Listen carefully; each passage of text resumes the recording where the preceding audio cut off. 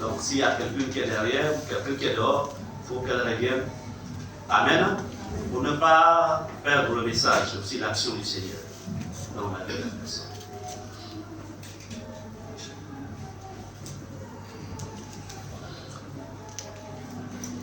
Le brigand s'est remis en cause.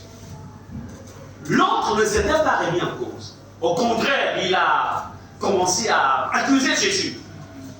La seule chose qui l'intéressait, écoute Jésus, on écoute, mais en vérité, on est là, il faut nous sauver là. Donc, le premier brigand, il est resté dans son orgueil. Combien de chrétiens viennent à l'église en conservant leur orgueil? Ils sont là, ils sont dans leur orgueil. Ah non, on ne fait pas ça. Ah non, jamais. Ah non, il m'a mal regardé, le frère m'a mal regardé. Non, dans cette église-là. Non, moi, on ne fait pas ça. Je ne viens plus chez vous là. L'orgueil.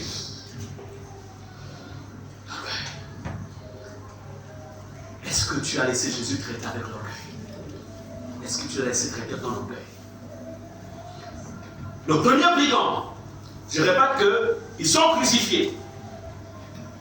Ils sont sur la croix. Le processus de la mort a commencé.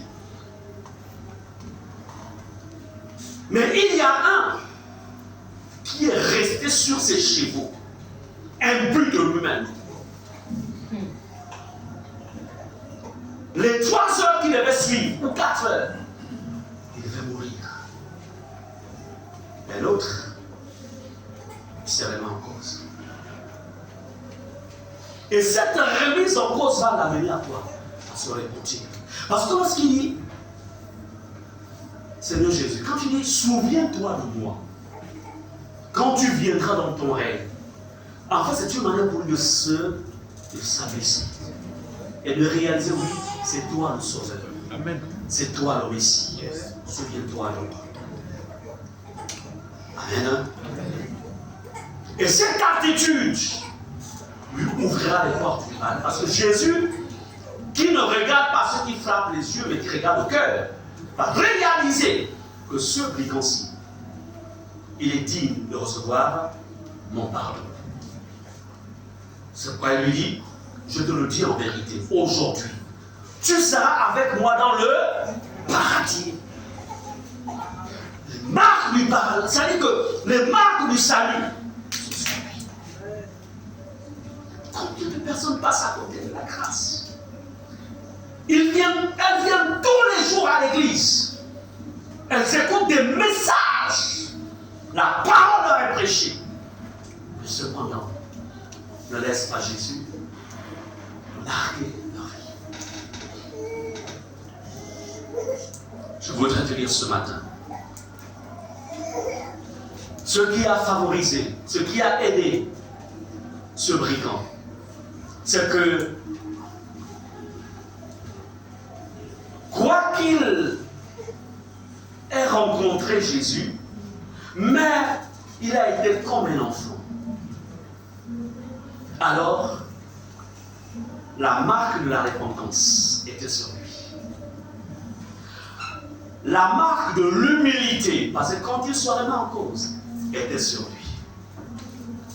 Est-ce que dans ta vie, il y a la marque de l'humilité? Est-ce que dans ta vie, il y a la marque de la repentance? Qu'est-ce qu'il y a sur ta vie? Qu'est-ce qu'il y a sur ta vie? Et le voici, Jésus dit, aujourd'hui même. Et le jour même, quand il a expiré, quand il est mort, tout de suite, Jésus l'a entré au paradis. Amen. On va dire deux types de chrétiens, deux types de croyants. Les deux sont à côté de Jésus. L'un a accès à la bénédiction, l'autre est toujours dans son état de misère. L'autre a accès au salut, mais le premier est toujours dans une situation, on va dire, parce qu'il se retrouve en enfer. Il est à côté du Messie. Lui va au séjour des morts, pendant que l'autre va au paradis.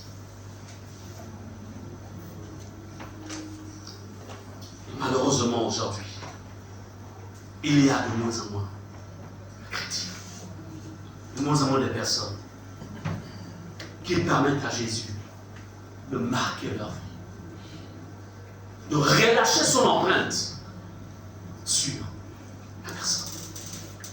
Je ne maîtrise pas connaître-il ta vie, mais ce matin,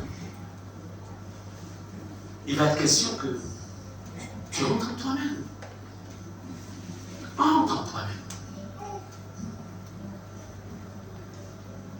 Amen. Nous allons aussi apprendre de l'apôtre Paul. Allons-y dans le livre des Actes. Nous sommes en train de traiter ce thème, les marques d'une vie impactée par Jésus-Christ.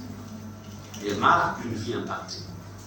En vérité, on ne peut pas, en vérité, lorsque quelqu'un se rapproche de Jésus, lorsque quelqu'un laisse l'œuvre de Dieu se faire dans sa vie, cette personne ne peut qu'être impactée par le Seigneur. Et cette personne devient un sujet, un objet de bénédiction. Mais lorsque ta vie ne porte pas de marque, lorsque tu n'es pas un instrument d'impact, tu dois te poser des questions. Tu dois te poser des questions. Ça, je veux le dire en réalité. Tu dois te poser des questions. Jésus a dit chercher premièrement le royaume des cieux, sa justice. Chercher. Quel est ton degré d'influence? Lorsque tu mets un parfum, on sait que tu habites un parfum. Est-ce qu'on est d'accord? On est d'accord? Quand tu t'es parfumé, on sait que tu t'es parfumé. Si tu t'es pas parfumé, on sait que bon, tu es bio, quoi. Donc, ce que tu mets sur le corps, en fait, ça impacte ceux qui sont autour de toi. Mais si les éléments naturels qu'on met sur le corps peuvent interpeller ceux qui sont autour de nous, quand on va mettre un beau parfum, tu sens bon. Est-ce que ta vie sent bon pour attirer les autres vers Jésus? Quelle odeur que tu relâches? Quelle est l'odeur qui se dégage de ta vie? Je l'écoute. Écoutez, vous les épaules là, quelle est l'odeur que vous relâchez dans votre foyer pour que votre femme continue en fait à s'épanouir, on va dire ça comme ça. Quelle est l'odeur? Vice versa. Aujourd'hui, si on prend 10 chrétiens, on trouvera malheureusement un faible nombre qui libère du monde l'odeur de Christ. Il y en a peu.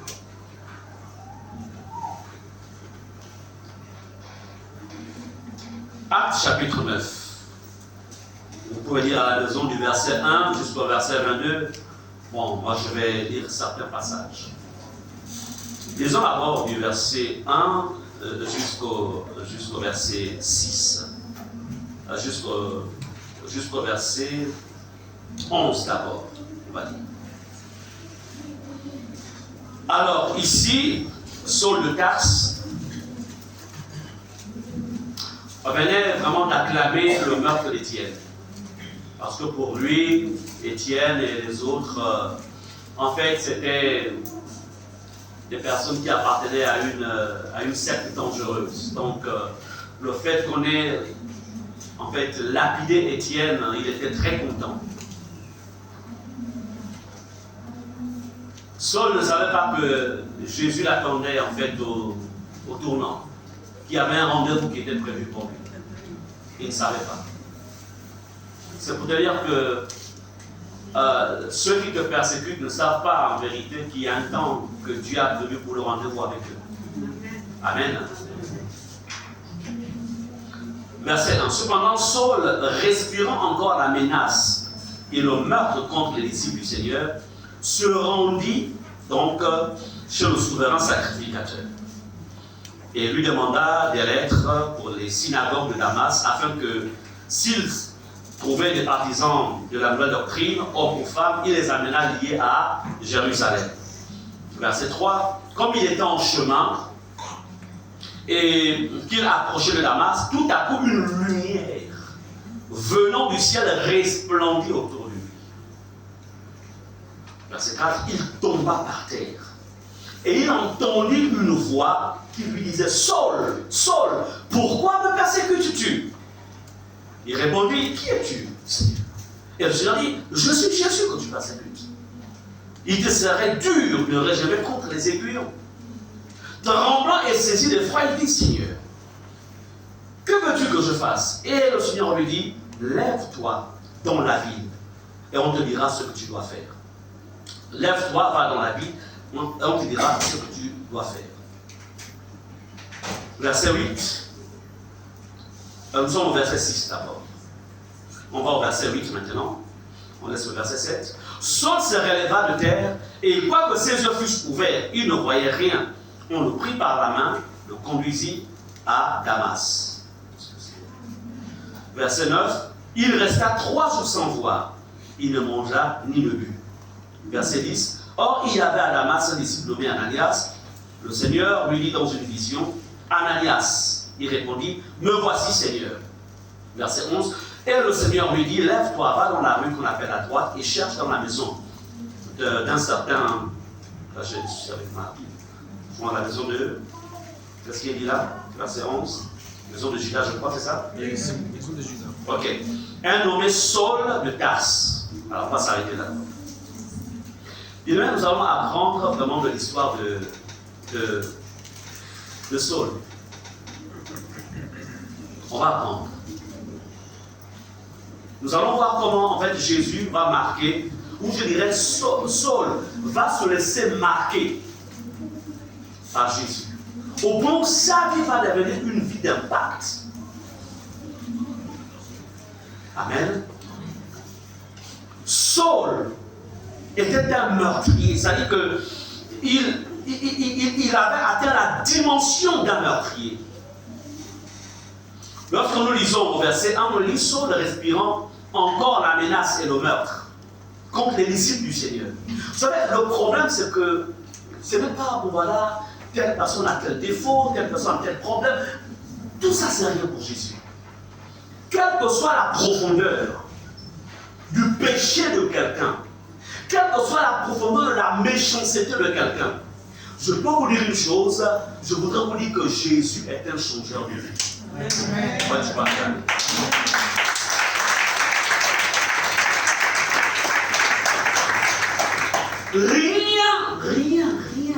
ne résiste à Jésus. Le sacrifice de Jésus à la croix, en fait, a tenu compte des gens, c'est-à-dire que de la méchanceté la plus profonde qui peut habiter un être humain.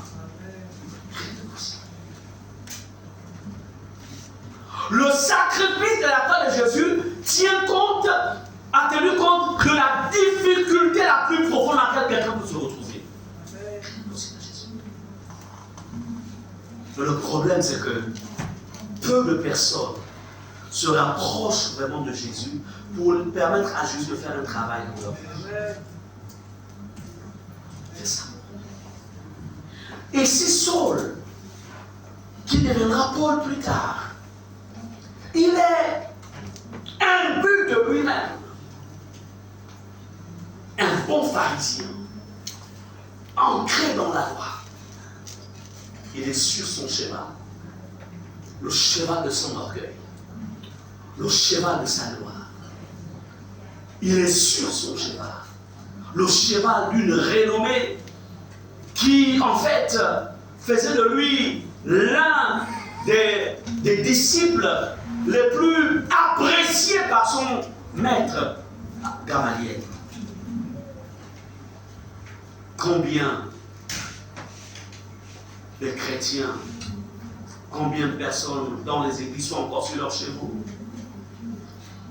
Combien dans l'église sont sur leurs chevaux? Mes bien-aimés, la Bible nous dit, il se rendait donc en fait à Damas pour aller arrêter les chrétiens, les ramener liés à Jérusalem. Retenons ici que Saul était devenu un meurtrier pour la cause de son idéologie religieuse. C'était un meurtrier. Je ne sais pas quel est l'élément qui résiste encore dans ta vie, qui est là caché. Quel est le péché, quel est le vice, quel est le mal. On lui dit comme il était en chemin et qu'il approchait de Damas.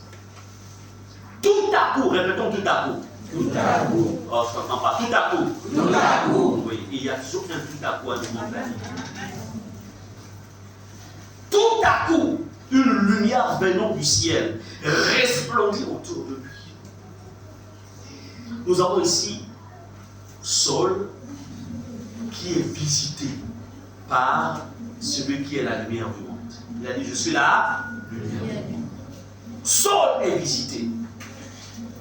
Comme certainement tu as été aussi visité un jour par Jésus. Tu as été visité par la parole. Ce n'est peut-être pas la lumière qui avait resplendi autour de toi, mais tu avais été visité par la parole. Tu es constamment visité par la parole. Quand tu viens en ce lieu, tu es servi.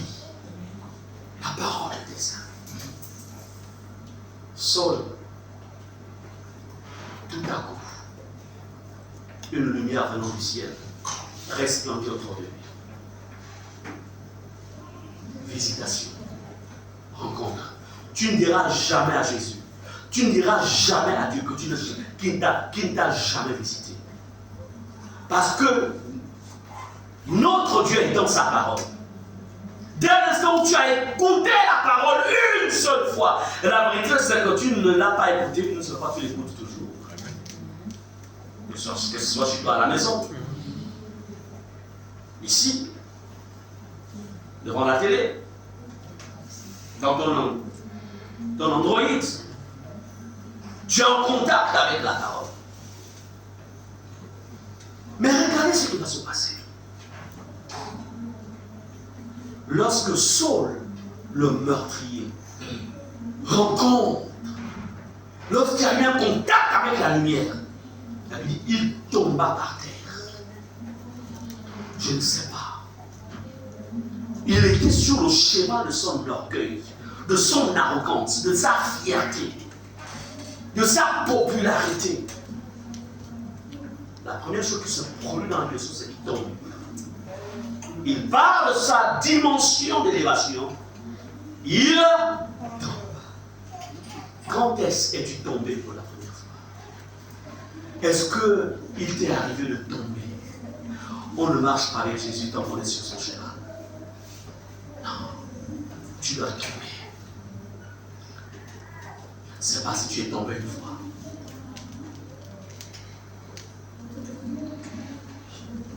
Saul,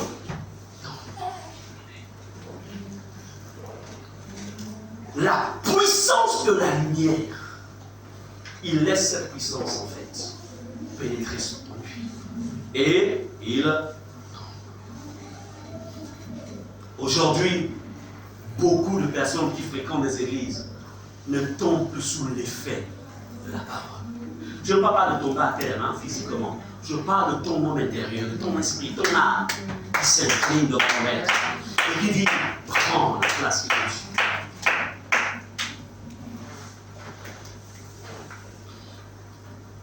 Et lorsqu'il tombe, elle dit, et il entendit une voix qui lui disait Saul, Saul, pourquoi me persécutes-tu? En fait, un dialogue commence à se faire entre le péché principal de Saul et Jésus. C'est-à-dire que Jésus commence à traiter avec Saul. Je peux vous dire une chose. Vous pouvez recevoir des tas de messages. Mais si tu ne rentres pas dans une dimension où tu traites, tu laisses Jésus traiter avec toi, Les messages, tu les écoutes. En fait, tu entendras ce qui est dit, mais ça ne te changera pour moi. Amen. Ça ne te changera pour moi. Quand est-ce as-tu traité avec, tu as laissé Jésus traiter avec toi? Saul écoute. Jésus, en fait, qui lui, en vérité, à chaque fois que tu as fait du mal à Pierre, à Jean, ou ce jour-là, quand tu encourageais le meurtre de Tienne, en fait, c'est moi que tu persécutais. Quand est-ce Jésus est rentré dans ta vie? Quand est-ce qu'il a échangé avec toi sur l'esprit de haine, sur le mensonge, sur la colère, sur la rancune, sur l'adultère et la fornication, sur ta mauvaise conduite? Quand est-ce as-tu laissé Jésus traiter avec toi? Aujourd'hui, même quand un message est donné, écoutez ce que je veux dire. Non, le pasteur a dit, dis plus Jésus a dit. Le pasteur nous a dit ceci. Ok? C'est certainement parce qu'il est l'instrument de Dieu. Mais est-ce que tu peux comprendre qu'à travers le message du pasteur, c'est Jésus qui te parle? Est-ce qu'on entend? Amen. Lorsque tu es convaincu que Jésus t'a parlé, je peux te dire une chose. Même si 1000 personnes te condamnent par rapport à ton obéissance, tu ne diras jamais j'ai l'impression que Jésus m'a demandé. Est-ce qu'on est ensemble? Mais si tu te dis que c'est le pasteur, à un moment, le diable va te dire, mais tu vois, ce que le pasteur t'a dit, il ne connaît pas la vie que tu as. Il ne connaît pas tes problèmes. Et c'est comme ça que plusieurs se relâchent dans la sainteté, se relâchent dans l'engagement avec le Seigneur, se relâchent parce que pour eux, en fait, il n'y a jamais eu cet échange avec Jésus. Bien-aimé, ici, Saul traite avec qui? Avec Jésus. Jésus lui dit qu'à chaque fois que tu as gardé rancune à Jean, c'est à toi que tu as gardé rancune. Amen. Amen.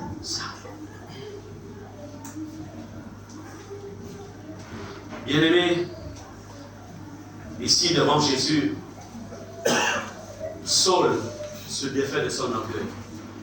Il se défait de son arrogance. Il se défait de sa position sociale. Il se défait de son esprit religieux. Et il comprend qu'en vérité, il était dans l'erreur. Qui fait réaliser à Saul cette vérité? C'est lui-même, Jésus.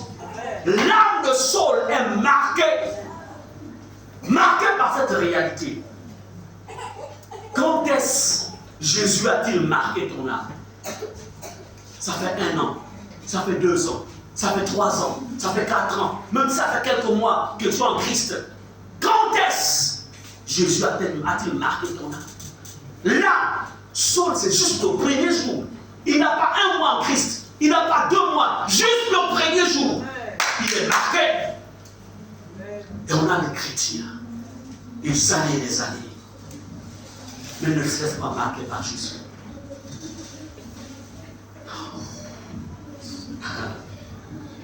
Attention. On ne fait pas du tourisme dans l'église. On ne fait pas du tourisme. Parce que je peux te dire une chose. Il est mieux de mieux te gaver du monde. Mange le monde. Gave-toi du monde. Et tu pourras dire comme ce brigand, en vérité, ce qui m'arrive aujourd'hui. Je suis entré dans l'air l'enfer. Je me suis bien gavé du monde. Je mérite. Que de faire semblant. D'être hypocrite. Comme on a plein d'hypocrites dans les églises aujourd'hui. Plein d'hypocrites. On vient se caresser l'âme en venant à l'église. Mais quand on a la maison, on est les mêmes. Méchants, orgueilleux, faisant semblant. Pas de différence entre toi et le païen. Et même, on en fait des endurcis dans nos familles. Parce que quand les parents voient, ils disent c'est ça Christ, jamais je viendrai dans vos églises. Et à cause de toi, plusieurs ne peuvent plus venir à Jésus. Préfèrent rester dans les églises traditionnelles. Et qui ne dit même pas que certains parmi eux, Jésus les touchera certainement à la dernière heure. Mais cependant, tu es responsable. C'est ça le problème aujourd'hui. On prend l'église comme un club. Mais je me suis dit une chose. L'église, c'est l'endroit où Jésus rassemble ses disciples, les forme et les relâche dans le monde. Comme il a dit, vous n'êtes pas du monde, quoique je vous ai laissé dans le monde, afin que vous embarquiez. Amen. Amen. Saul n'a qu'un jour, juste un jour, où il a rencontré Jésus. Le travail a commencé à se faire. Pourquoi le travail tarde à se faire dans ta vie? Pourquoi ce caractère qui persiste? Et parfois on accuse les démons, on accuse le diable, on accuse les liens, on accuse, mais tu es responsable. Parce qu'aucun lien, aucun démon, aucun esprit n'est supérieur à la parole de Dieu. Il y a un pouvoir et une puissance dans la parole. Ouais. Comme je le disais au début, c'est un changeur de vie. Bien-aimé, dans le verset 5, on lit, il répondit, qui es-tu, Seigneur? Et le Seigneur dit, je suis Jésus que tu persécutes. Ça lui ne jamais contre les aiguilles. Jésus a traité avec son. Il traite avec son péché. Comme il a aussi traité avec moi il y a tant d'années en arrière, j'étais jeune à l'époque. Il avait traité avec moi, j'étais imbu, j'étais en fait englué, si je peux dire ça comme ça, dans la fornication. Et quand je le rencontre à l'âge de 21 ans, Jésus a commencé à traiter avec moi. Et j'ai commencé à traiter avec Jésus. Et tu vois, quand tu traites avec Jésus, alors il vient et il accomplit son œuvre. Et quand il a accompli son œuvre, il m'a maintenu dans la sainteté. Jusqu'à l'âge de 30 ans, l'âge à laquelle 31 ans, l'âge à laquelle je m'étais marié. Plus jamais je n'étais retombé dans la fornication. Pas parce qu'il n'y avait pas de tentation, s'il y en avait d'ailleurs. Pourquoi? Parce que tout simplement, j'avais laissé Jésus. J'avais traité l'Église. Combien passent leur temps à vivre dans la fornication? D'autres vivent même pas la masturbation. Parce que tout simplement, vous n'avez jamais laissé Jésus traiter avec vous. Traite avec Jésus. Traite avec lui. Et tu verras ce qu'il fera dans ta vie. Saul a laissé Jésus traiter comme ça. À faire le travail. Non! C'est toi le problème. Tu n'as pas laissé Jésus agir. Tu es responsable. Et tu continues sur ce chemin. Tu prends la direction de l'enfer. Ça, je peux te le dire. Yes. Certains disent, beaucoup de chrétiens ont plus l'image d'un Dieu d'amour. Ils ont l'image d'un Dieu miséricordieux. Oui, il l'est. Mais si tu meurs dans ton péché, il ne sera pas miséricordieux de l'autre côté. Il te dira, voici le chemin. D'ailleurs, il ne se présentera même pas à toi. Toi-même, tu réaliseras qu'en vérité, c'est le chemin que je mérite. Parce qu'on ne peut pas se tenir devant celui qui est saint quand on est sale. C'est vrai. De la même manière que vous voyez les chrétiens fuir, c'est-à-dire que quand un chrétien ou une chrétienne est dans le péché, elle fuit ses frères, elle fuit ses sœurs. C'est la même chose de l'autre côté, c'est-à-dire que quand quelqu'un meurt dans le péché, la personne ne peut pas se tenir devant la sainteté de Dieu. Elle prend la direction des ténèbres. Saul avait traité. Personne n'a prêché. Personne n'a prêché. Là. Et voyez-vous, la Bible, verset 6, tremblant et saisi d'effroi, il dit, Seigneur, que veux-tu que je fasse? Il réalise qu'il était esclave des ténèbres, qu'il était esclave du diable, il était esclave du mal, il était esclave de la méchanceté. Il vient de réaliser par cette rencontre avec Jésus et l'entretien de son vie, il réalise qu'il était dans l'erreur. Et il dit, Seigneur, que veux-tu que je fasse? Quand est-ce as-tu demandé à Jésus, que veux-tu que je fasse? Quand est-ce, dans l'entretien que tu as souvent avec Jésus, tu as dit à Jésus, que veux-tu que je fasse dans ta maison? Au point attendre que le pasteur dise, fais ceci, fais cela. Quand le pasteur dira, fais ceci, tu le feras peut-être 1, 2, 3, 4, 5, 6, jusqu'à 10 fois. Arrivé à la 11e, on dira, je suis fatigué. Mais si c'est lui-même celui qui te dit, fais, tu ne seras jamais fatigué. Est-ce que vous comprenez cela? Parce qu'en fait, la force te vient de lui-même, le Seigneur. Le mandat te vient de lui-même, le Seigneur. La capacité, l'orientation te vient de lui-même, te vient du Seigneur. Que veux-tu que je fasse?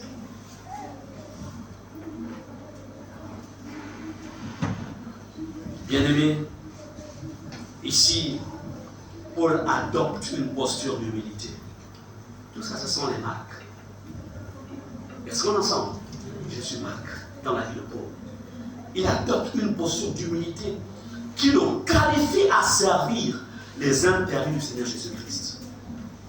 On ne sert pas Dieu tant que Jésus, tant qu'il n'y a pas les marques de Christ sur ta vie. Tu ne peux pas le servir. Tu ne peux pas.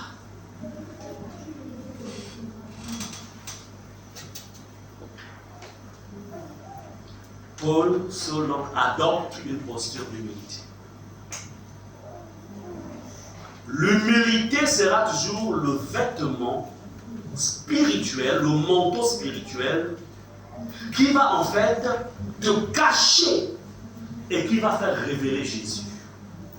Ça te cache. C'est pourquoi Jean-Baptiste dira que lui il croisse et que moi je diminue. Bien-aimé, la Bible nous dit au verset 8 que Saul se releva de terre. Et quand ses yeux fussent ouverts, il ne voyait rien. On le prit par la main, le conduisit à Damas. Il resta 3 jours sans voir. Et il ne mangea ni ne but. Paul, dès son premier jour de rencontre avec Jésus, il a appris à jeûner. Toi, si on te pose la question, ça fait combien de temps que tu as jeûné? Tu attends lorsqu'on va promulguer un jeûne officiel ici à l'église. Donc tu attends que le pasteur vous introduise dans un programme. Non. Il y a certains qui sont restés fidèles à Dieu par rapport en fait à leur engagement avec le Seigneur. Mais il y a d'autres qui n'attendent que les programmes officiels. Programmes officiels pour pouvoir promulguer des jeûnes personnels. Mais ici, Saul, 3 jours de jeûne. Et là, il était dans la présence de Dieu. On dit il ne mangea ni ne but. Verset 10, or il y avait à Damas un disciple nommé Ananias. Le Seigneur lui dit dans une vision, Ananias, il répondit, me voici Seigneur. Donc Dieu donne des orientations à Ananias pour aller rencontrer Saul de Tarse. Verset 15, le Seigneur lui dit, va, car cet homme qui Saul est un instrument que j'ai choisi pour porter mon nom devant les nations, devant les rois et devant les fils d'Israël. Bien-aimé, je voudrais te dire quelque chose. Lorsque l'impact de Dieu touche ta vie, en fait, il t'enverra toujours vers la compagnie de ceux qui craignent, de ceux qui connaissent Dieu et de ceux qui, en fait, et il t'éloignera de la compagnie de tous ceux qui sont charnels. Il t'éloignera de la compagnie des païens.